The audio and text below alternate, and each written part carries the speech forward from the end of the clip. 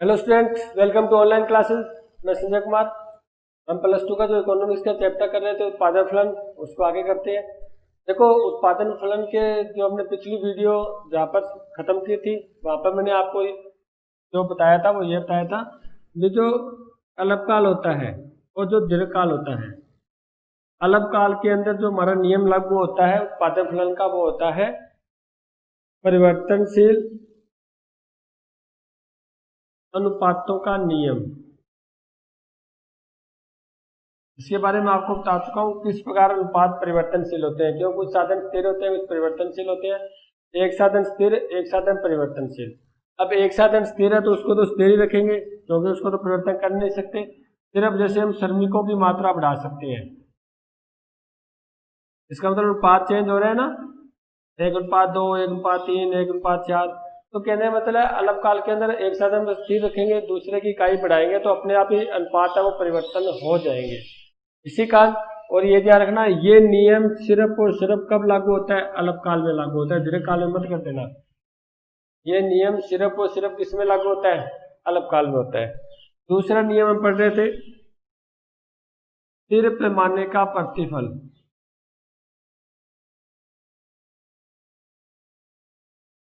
ठीक है, या आप स्थिर अनुपातों का नियम, इसको ये लिख देते हैं, पर इसके साथ ही कर लेते हैं, स्थिर अनुपातों का नियम।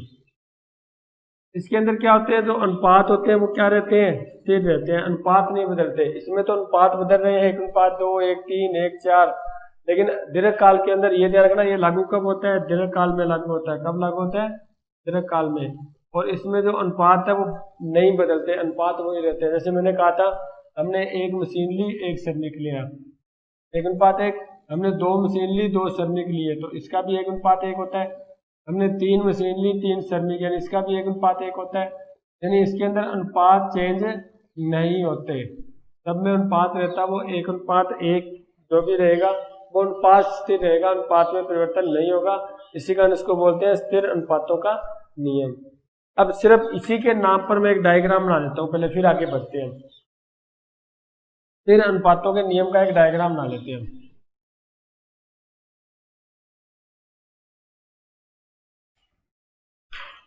हमने एक तालिका बनाई थी कल, अगर आपको याद हो तो।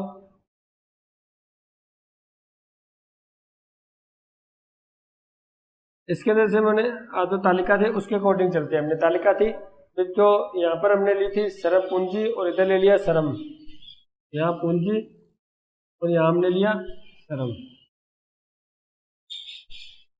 उसके बाद इन्होंने ये कहा है भी जो पूंजी थी वो 2 से और ये 1 से, यानी इसको हम वैसे ही कर लेते हैं। चलो अपने दांव पर कर लेते हैं, छोड़ो इसको, बार बार तालिका को देखना पड़ेगा, क्यों ना अपने दांव पर कर दिया हम इसको। पैमाना हमने 1:1 का ले लिया। ठीक है, इसके अंदर क्या होता है? जैसे मान लो पहले हमारे पास ये बिंदु था 2:2 का, उसके बाद 3 का बिंदु आ गया, उसके बाद यानी हम क्या कर रहे हैं? 3 गुना, 4 गुना, 5 गुना, 6 गुना, 7 गुना, 8 गुना, यानी ये कर रहे हैं। इसका मतलब ये जो इसके अंदर जो डायग्राम बनेगा वो आपको एल आकृति का प्राप्त होगा। इसका प्राप्त होगा, एल आकृति का प्राप्त होगा। उसके बाद अगर हम इसको बढ़ाते हैं तो भी आगे से आगे जो मिलेगा वो किसका मिलेगा? एल आकृति का प्राप्त होगा। ये उत्पादन का हो गया आपका।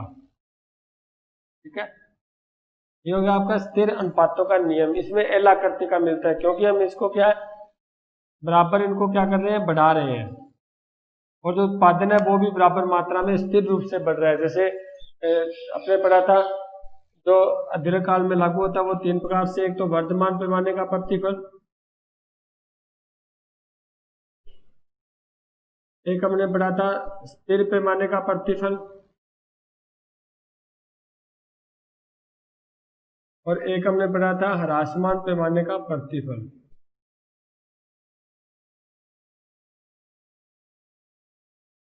देखो, स्थिर वाले में क्या होता है? स्थिर वाले में जो जैसे जैसे हम उत्पादन जैसे 2 गुना कर दिया हमने, उत्पादन के साधनों को क्या कर दिया? उत्पादन के साधनों को 2 गुना किया, तो उत्पादन भी क्या हो जाएगा? 2 गुना हो जाएगा। उत्पादन भी क्या हो जाएगा? 2 गुना। इस चीज को हम पढ़ा था ना, स्थिर रूप से चलता है। यहाँ पर तो क्या होता है? उत्पादन के साधनों में जितना परिवर्तन किया उत्पादन में उससे ज्यादा परिवर्तन होता है, यानी वर्धमान है। जैसे उत्पादन 2 गुना किया, उत्पादन के साधन 2 गुना बढ़ाए तो उत्पादन है वो 3 गुना बढ़ गया, यानी ज्यादा बढ़ा है तो वर्धमान है। इसके अंदर स्थिर के अंदर हमने क्या किया था कि जितना, जैसे मैंने एग्जांपल दिया 10% साधनों को बढ़ाया 10% उत्पादन बढ़ गया, यानी जितना हमने जैसे उत्पादन के साधनों को 2 गुना किया उत्पादन भी 2 गुना हो गया। ह्रासमान में यानी जितना उत्पादन के साधनों में परिवर्तन होता है साधनों में उससे कम परिवर्तन होता है, उत्पादन में उससे कम परिवर्तन होता है। जैसे मैंने उत्पादन के साधनों को 4 गुना बढ़ा दिया लेकिन उत्पादन में परिवर्तन 2 गुना ही हुआ, कम हुआ है ना, इसी कारण इसको बोलते हैं ह्रासमान पैमाने का प्रतिफल। इसके आधार पर हम एक डायग्राम बनाते हैं। देखो पहले इन तीनों को मैं अलग अलग बनाता हूं, फिर इनको इकट्ठा बना देंगे हम। सबसे पहले बात करते हैं वर्धमान पैमाने का प्रतिफल। देखो मैंने आपको ये एक बात बताई थी, यदि हमें देखो जब वर्धमान की स्थिति होती है, वर्धमान यानी जब उत्पादन ज्यादा हो रहा है तभी तो वर्धमान है, यानी वृद्धि की स्थिति है। अब उत्पादन ज्यादा हो रहा है, यदि हमें उत्पादन को बढ़ाना है तो हमारे पास स्थिति वर्धमान की है, और वर्धमान की स्थिति होने के कारण अगर हम कम साधन लगाएंगे तो भी उत्पादन ज्यादा हो जाएगा, यही तो इसके अंदर है। ये अगर हम कम साधन लगाएंगे ना तो भी उत्पादन हमारा क्या हो जाएगा, दुगुना हो जाएगा। क्यों? क्योंकि वर्धमान की स्थिति है, उत्पादन बढ़ती दर से प्राप्त हो रहा है, वृद्धि से प्राप्त हो रहा है हमें। तो साधन कम परिवर्तन कर रहे हैं, उत्पादन ज्यादा परिवर्तन हो रहा है, यानी वर्धमान की स्थिति है। इसका मतलब इसके अंदर हम जो डायग्राम बनाएंगे उसको देख लो आप। देखो अब मैं इसको यहां ऐसे ले लेता हूं,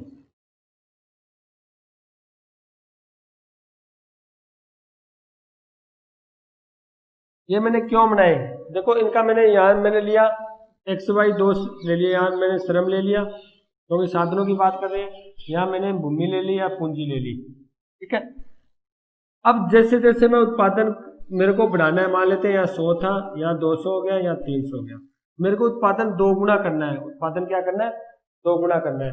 तो अगर मैं साधनों को कम परिवर्तन करूंगा ना तो भी मेरा साधन क्या हो जाएगा, 2 गुना प्राप्त हो जाएगा। उसके बाद उत्पादन मेरे को 3 गुना करना है, फिर मेरे को साधन देखो इसमें ज्यादा गैप है, इसमें कम गैप है, इसका मतलब कम साधनों में परिवर्तन किया तो भी मेरा उत्पादन क्या हो गया, 3 गुना हो गया। क्यों हो गया? क्योंकि इसके अंदर जो उत्पादन प्राप्त होता है वो क्या मिलता है, बढ़ती हुई दर से प्राप्त होता है, और बढ़ती हुई दर से प्राप्त होने का कम साधनों में ही उत्पादन ज्यादा प्राप्त हो जाता है, उसे तो बोलते हैं वर्तमान प्रतिफल। लेकिन मैं बात करूंगा आपको स्थिर पैमाने का प्रतिफल।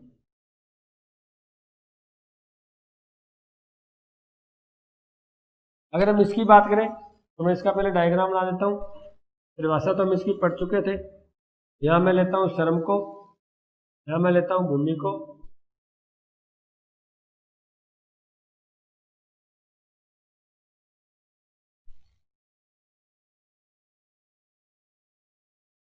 तो 200, 300 और 400। इसके अंदर क्या होता है, स्थिर पैमाने के प्रतिफल में हमने ये पढ़ा था कि आपको जितने भी आपने साधनों में परिवर्तन किया उत्पादन में उतना ही परिवर्तन होगा। जैसे आप लोगों को उत्पादन दुगुना करना है तो साधनों को आपको 2 गुना ही करना पड़ेगा। यहाँ पर तो उत्पादन को दुगुना करने के लिए साधनों को 2 गुने से कम परिवर्तन करना पड़ेगा। यहाँ पर साधनों को दुगुना करने के लिए उत्पादन को दुगुना करने के लिए साधनों को भी दुगुना करना पड़ेगा। उत्पादन को 3 गुना यानी 100 से 300 करने के लिए साधनों को भी 3 गुना करना पड़ेगा। उत्पादन को 4 गुना यानी 400 करने के लिए भी साधनों को भी 4 गुना करना पड़ेगा। इसका मतलब इनके अंतर बीच में समान होगा। क्या होगा, ये बात ध्यान रखना आप, क्योंकि जितना आप उत्पादन बढ़ा रहे हो उसके अनुपात में ही आपको उत्पादन के साधन बढ़ाने पड़ेंगे। यहाँ पर तो आपको जितना आप उत्पादन बढ़ा रहे हो उत्पादन के साधनों को कम बढ़ाने पड़ेंगे क्योंकि वर्तमान लागू हो रहा है। यहाँ पर आपको स्थिर लागू हो रहा है, इसका मतलब आपको उत्पादन अगर 2 गुना, 3 गुना, 4 गुना, 5 गुना करना है तो साधनों को भी आपको 2 गुना, 3 गुना, 4 गुना, 5 गुना बढ़ाना पड़ेगा, यानी क्योंकि ये स्थिर अवस्था है। जितना उत्पादन के साधनों को बढ़ाओगे उत्पादन उतना ही होने वाला है, ठीक है। तीसरी स्थिति ह्रासमान की बात करती है, मैं ये बना देता हूँ इसका डायग्राम।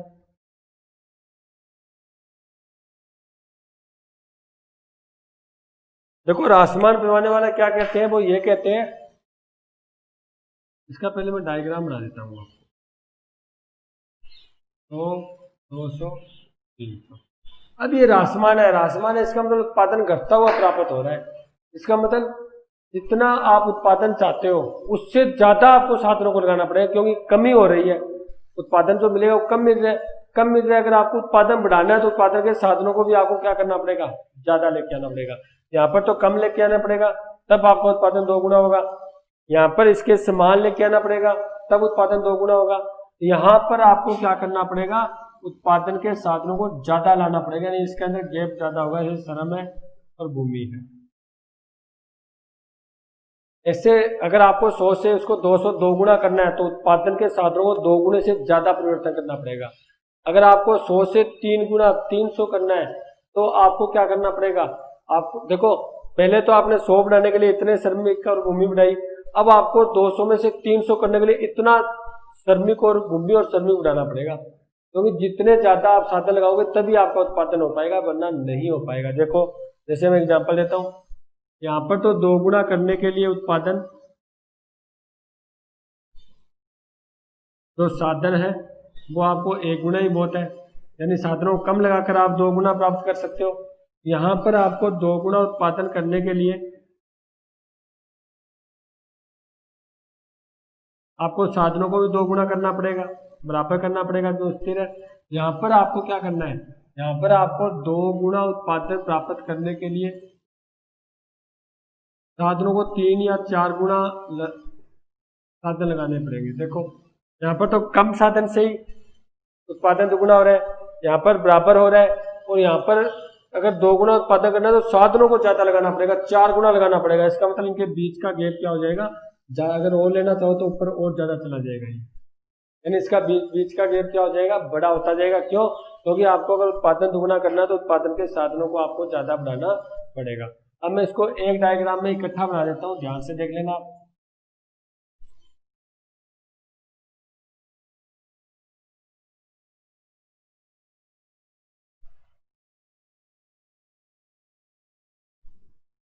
पूरी की पूरी बात हम एक डायग्राम में दर्शा देते हैं।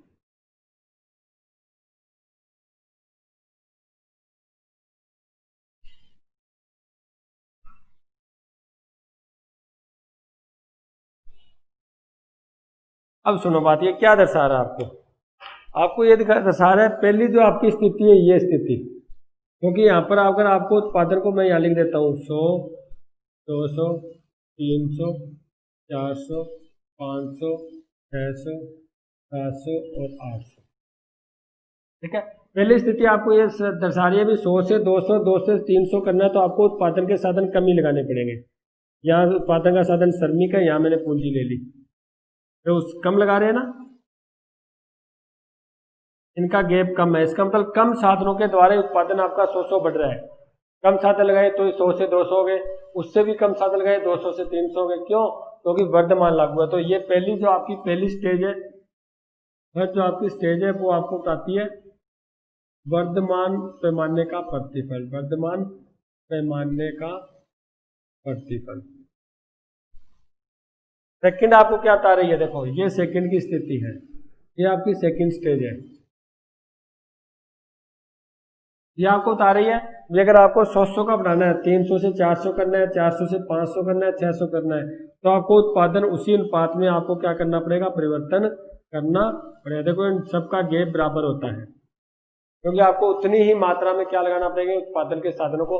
यहाँ पर तो 100 बढ़ाने के लिए उत्पादन के साधन कम ही चाहिए, यहाँ पर उसके अनुपात में यानी उसके बराबर ही चाहिए, ठीक है। इसे बोलते हैं स्थिर पैमाने का प्रतिफल।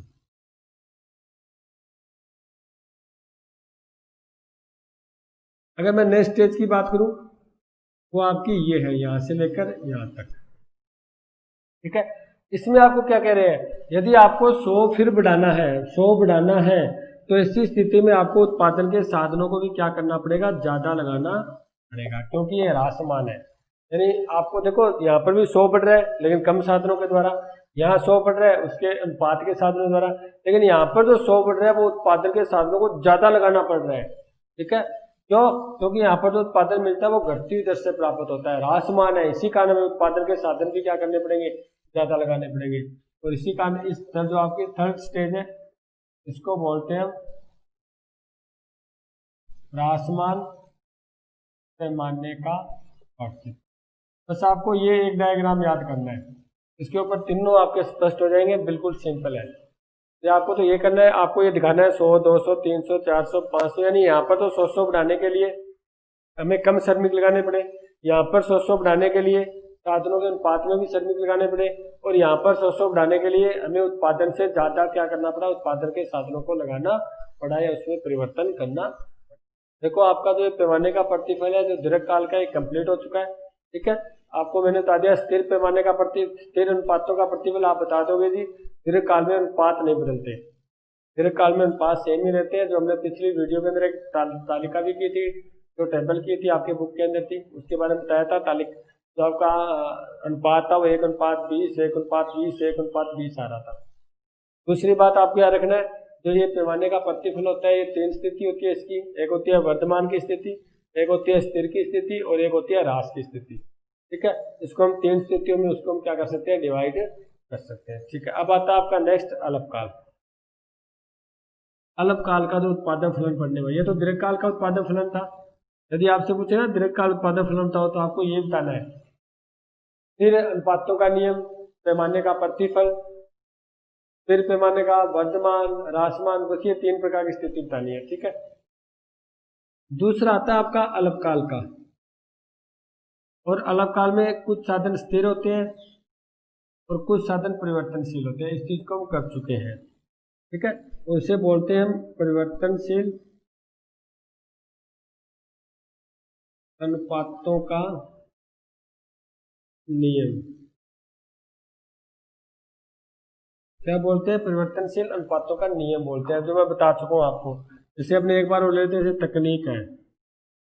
ठीक है, यहाँ मैं ले लेता हूँ सिंपल सी मशीन ले लेता हूँ, एक मशीन है, यहाँ श्रमिक है, और ये ध्यान रखना ये शर्त है, ये आवश्यक शर्त है इस नियम की, सिर्फ और सिर्फ इसमें आप श्रमिक परिवर्तन कर सकते हो, क्योंकि श्रमिक ये ऐसा साधन है जो जल्दी जल्दी परिवर्तन हो सकता है।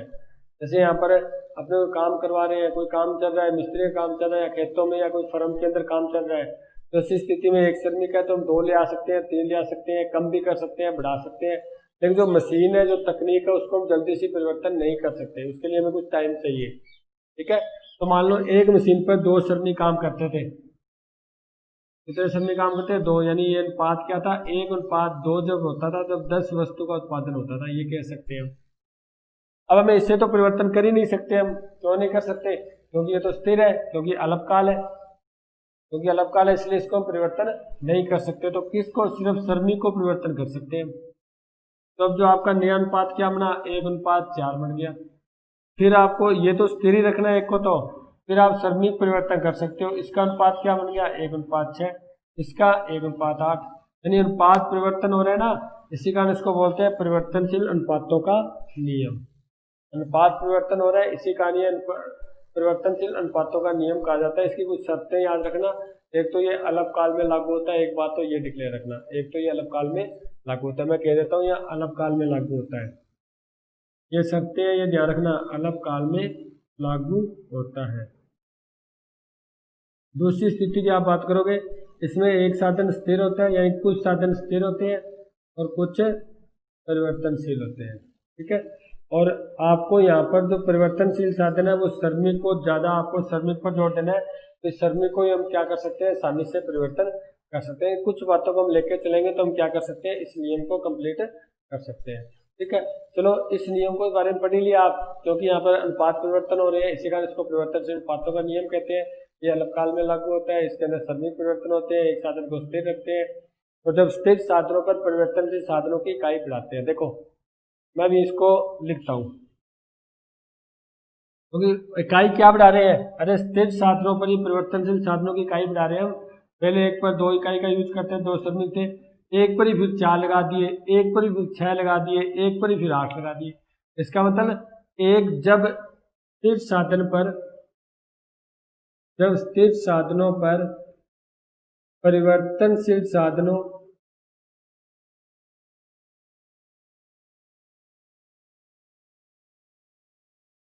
की इकाई बढ़ाई जाती है,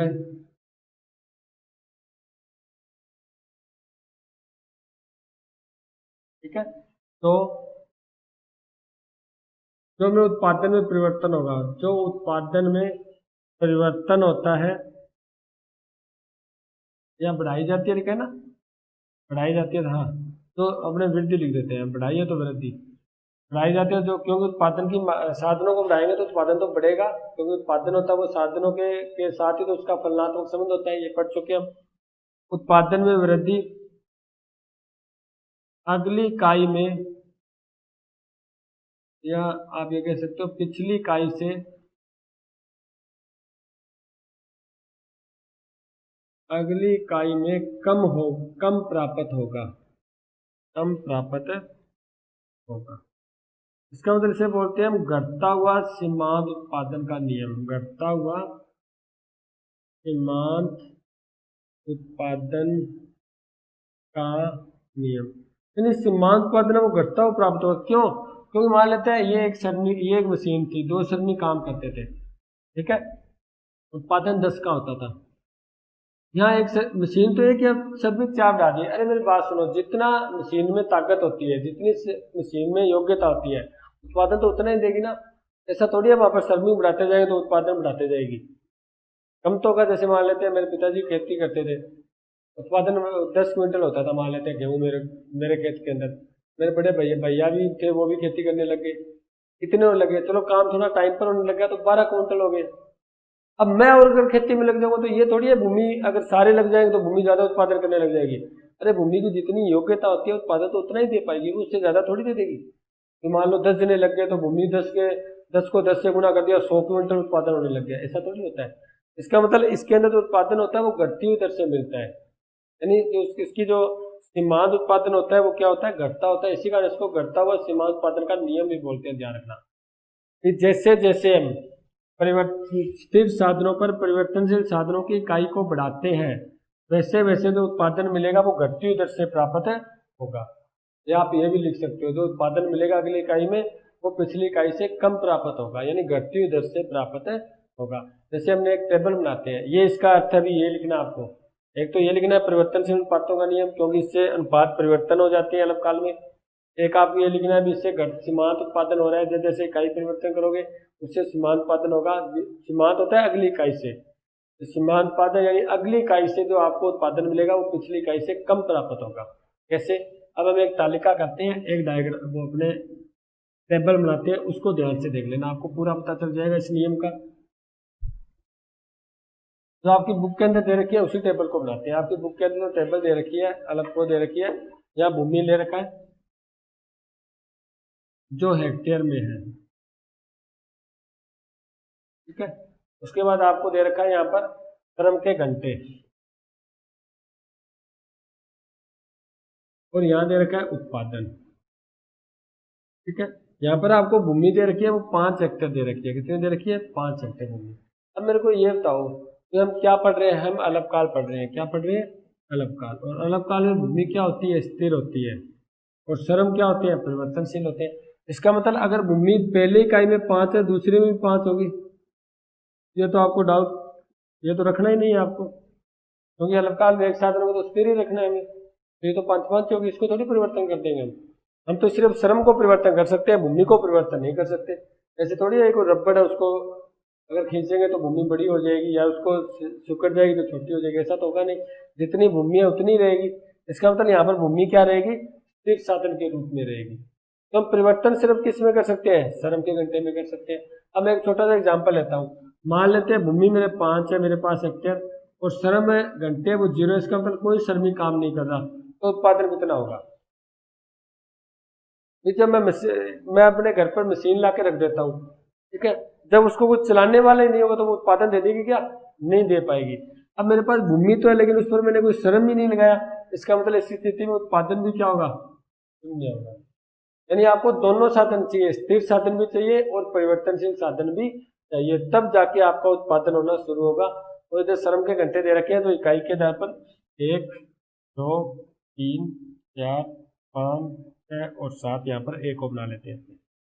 टोटल 7 इकाइयां दे रखी है श्रम की।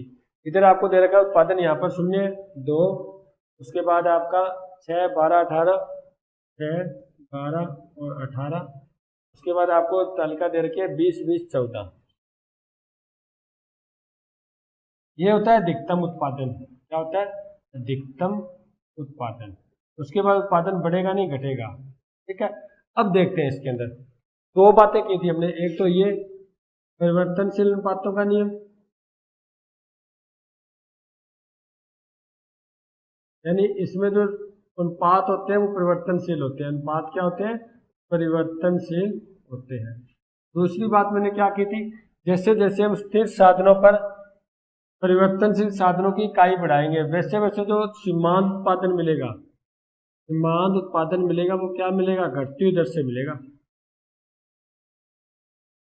अब इन एक इस बात को और एक इस बात को पूरा कर लेते हैं इस टेबल में, इस तालिका में क्या सही है क्या। देखो, पहला आपको अनुपात बता रहा है ये कि जब अनुपात 5:0 होगा, इसका मतलब श्रम जो भूमि है वो 5 हेक्टर होगी, श्रम 0 होगा, तब उत्पादन कितना होगा? 0 होगा। जस्ट बाद जैसे दूसरा हमने जैसे ही स्थिर साधनों में परिवर्तनशील साधनों की इकाई बढ़ाई तो आपका अनुपात क्या बना?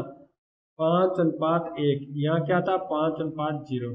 ठीक है, जैसे आपने इसको तो स्थिर रखोगे, इसको तो आप परिवर्तन कर ही नहीं सकते। श्रमिक को फिर बढ़ाया तो 5:2, श्रमिक को फिर बढ़ाया 5:3, फिर श्रमिक बढ़ाया 5:4, 5:5, 5:6, 5:7। देखो अनुपात परिवर्तन हो रहा है या नहीं हो रहा? ये दीर्घकाल में नहीं हुआ था, दीर्घकाल में एक ही अनुपात रहा था, इसी कारण उसको स्थिर अनुपातों का नियम बोलते थे। इसके अंदर आपके अनुपात बदल रहे, इसी कारण इसको परिवर्तनशील अनुपातों का नियम बोलते हैं। 5:1, 5:1, 5:2, 5:3, 5:4, 5:5, 5:6, 5:7। ठीक है, पहली स्थिति तो ये अपनी कंप्लीट हो गई। ठीक है, ये परिवर्तनशील है, यानी अनुपात परिवर्तन होते हैं, इसी कारण ये परिवर्तनशील अनुपातों का नियम है। दूसरी स्थिति आपको ये कहती है सीमांत उत्पादन घटती हुई दर से मिलेगा, वो स्थिति है हमने पढ़ा था ना सीमांत उपयोगिता, अगर आपको याद हो तो जब हमने उपभोक्ता का व्यवहार किया था उसमें तो यह किया था भी एक उपभोक्ता जब किसी इकाई का उपभोग करता है तो उससे जो उपयोगिता मिलती है वो घटती हुई दर से मिलती है, यानी एक सीमा के बाद वो घटना शुरू हो जाती है। अब देखो, हमने पहले इकाई ली, ठीक है, ये कुल उत्पादन है, पहली इकाई ली तो कितना उत्पादन हुआ? कितनी वृद्धि हुई? 2 की, फिर 4 की, फिर 6 की, फिर 6 की, उसके बाद 2 की, उसके बाद 0 की, उसके बाद -6 की। भी उत्पादन बढ़ रहा है, लेकिन एक स्थिति ऐसी आएगी जब ये स्थिर होकर घटना शुरू हो जाएगा, यानी पहले 2, 4, 2 में 4, 6, 6 में 6, 12, 12 में 6, 18, लेकिन इसके बाद आपका जो सीमांत उत्पादन है, सीमांत उत्पादन वो क्या हो जाता है? घटना शुरू हो जाता है। ऋणात्मक नहीं होगा, घटना शुरू होगा। ठीक है, ये घट रहा है, देखो 12 से 18, 18 से 20 हो गया, बढ़ा तो है लेकिन बढ़ा तो 2 ही है ना, पहले 6 बढ़ा था, अब सिर्फ 2 ही बढ़ा है, यहाँ पर 0 ही बढ़ा है, परिवर्तन तो 0 का हो रहा है। चलो ठीक है, बढ़ रहा है, 18 से 20 हुआ है, मतलब उत्पादन में वृद्धि हुई है, लेकिन पहले इकाई के अनुपात में तो पिछली इकाई है उसके अनुपात में तो कम वृद्धि हुई है। ये अगली इकाई में मैंने लिखा यही था, अभी अगली इकाई से जो उत्पादन मिलता है वो पिछली इकाई से कम मिलता है। उत्पादन तो बढ़ा है इस इकाई में, लेकिन इस इकाई से कम बढ़ा है, सिर्फ 2 ही बढ़ा है। यहाँ पर 0 बढ़ा है क्योंकि 20 था, इसमें भी 20 है क्योंकि अधिकतम उत्पादन हो चुका है। इसके बाद उत्पादन घटना शुरू हो जाएगा, ऋणात्मक हो जाएगा, यानी 20 से कुल उत्पादन कितना हो गया? 14, यानी -6 हो गया यहाँ पर। यानी जैसे जैसे हम स्थिर साधनों पर परिवर्तनशील साधनों की इकाई बढ़ाएंगे तो एक बिंदु के बाद आपका सीमांत उत्पादन है वो घटना शुरू हो जाएगा। अगर फिर भी हम इकाई बढ़ाते चलेंगे, देखो यहाँ मैंने इकाई बढ़ाई, यहाँ बढ़ाई, यहाँ पर बढ़ाने के बाद मेरे को पता है उत्पादन 0 हो गया सीमांत उत्पादन, अगर मैं फिर भी इकाई बढ़ा दूंगा तो वो क्या हो जाएगा? माइनस हो जाएगा, यानी घटना शुरू हो जाए। बोलते हैं ना, जैसे मैं बोलता हूँ जैसे पापा जी खेती में काम करते थे, भैया आए तो ठीक है काम थोड़ा टाइम पर होने लग गया तो स्टार्टिंग में उत्पादन बढ़ता है, फिर मैं गया तो ठीक है फिर भी थोड़ा और 3 जने मिल गए तो काम थोड़ा जल्दी होने लग गया तो थोड़ा मान लेते हैं उत्पादन बढ़ लेता है, फिर मान लो मेरा छोटा भाई और आ गया, तो ऐसी स्थिति में ये थोड़ी उत्पादन कृषि बढ़ाती जाएगी, भूमि जितना उत्पादन होता है उतनी देगी। फिर क्या होता है, फिर चारों जब काम करेंगे ना फिर लड़ाई झगड़ाई करेंगे, वो कहता है ऐसे कर, वो कहता है ऐसे कर। इसका मतलब उस स्थिति के अंदर कोई टाइम काम है वो टाइम पर हो ही नहीं पाएगा। मैं सोचूंगा मैं खेत नहीं जाऊंगा, बड़े भाई काम कर लेंगे, भाई सोचेगा पापा कराएंगे, पापा सोचेगा वो कराएगा। ऐसी स्थिति में कोई खेत में टाइम पर काम नहीं होगा तो उत्पादन होगा वो क्या हो जाएगा? घटना शुरू हो जाएगा। जैसे जैसे हम इकाई बढ़ाएंगे तो एक बार तो वृद्धि होती है, लेकिन एक बिंदु ऐसा आएगा जब बहुत ज्यादा इकाइयां हो जाएगी, इसी स्थिति में उत्पादन क्या हो जाएगा? कम होना शुरू हो जाएगा। इसे बोलते हैं परिवर्तनशील अनुपातों का नियम, जो अल्पकाल में लागू होता है। ये आपके पास टेबल है, अनुपात परिवर्तन हो रहा है, सीमांत उत्पादन भी क्या हो रहा है, घट रहा है, सीमांत उत्पादन भी कम हो रहा है। ठीक है, अब हमने दो स्थिति पढ़ ली, हमने अल्पकाल को पढ़ लिया, हमने दीर्घकाल को पढ़ लिया। अब आगे हम नेक्स्ट पढ़ते हैं जो आपका टॉपिक है।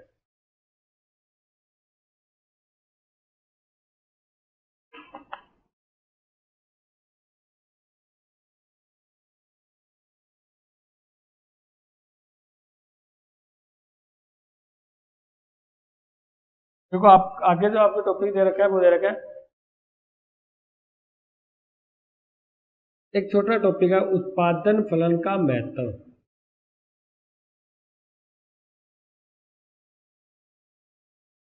देखो सिंपल, इसकी इंपॉर्टेंस भी है, उसका उपयोगिता भी है, उसका महत्व भी है उत्पादन फलन का। उत्पादन फलन आपने पढ़ लिया। अब महत्व के बारे में यहाँ पर एक छोटा सा एग्जांपल लेता हूँ। पहले वाला मैंने तो दीर्घकाल का पढ़ा था, मैंने इसके अंदर आपको ये बताया था, एक बार वो होता है जो वर्धमान होता है, यानी बढ़ती हुई दर से उत्पादन होता है। एक वो होता है जो स्थिर होता है, यानी स्थिर दर से उत्पादन होता है। एक वो होता है जिसके अंदर ह्रासमान होता है, इसका मतलब उत्पादन होता है वो घटती दर से होता है। अब मेरे को बताओ, इसके अंदर ये जो स्थिति पढ़ी वो हमने उत्पादन फलन में तो पढ़ी है, और यहाँ पर एक उत्पादक डिसीजन ले सकता है, निर्णय ले सकता है भी वो कौन सी स्थिति में उत्पादन करे। बात सुनो, इस स्थिति में अगर उत्पादन करेगा, अब वर्धमान है, इसका मतलब उसको लाभ हो रहा है, बहुत ज्यादा लाभ हो रहा है, यानी हम डायग्राम में बनाया था तो साधनों को तो कम लगा रहा है, उत्पादन ज्यादा हो रहा है।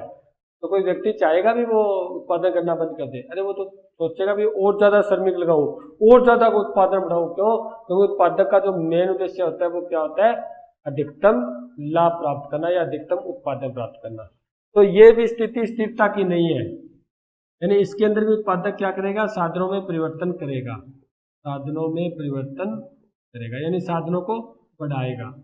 परिवर्तन तो घटाने में भी होता है, लेकिन यहाँ पर ध्यान रखना आपको, साधनों को बढ़ाएगा क्योंकि परिवर्तन कर रहा है। क्यों? क्योंकि उसका उत्पादन बढ़ रहा है, और कोई उत्पादक नहीं चाहेगा उसका उत्पादन न बढ़े। अगर मैं ह्रासमान की बात करूं तो इसके अंदर तो उत्पादन कम हो रहा है।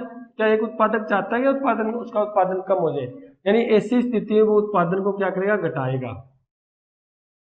इसमें तो बढ़ाएगा, इसमें वो घटाएगा। क्यों? क्योंकि यहाँ पर उसका उत्पादन कम हो रहा है। अगर उत्पादन ही कम हो रहा है और वो श्रमिक बढ़ाएगा फिर तो उसको हानि होगी, लाभ का हो रहा है।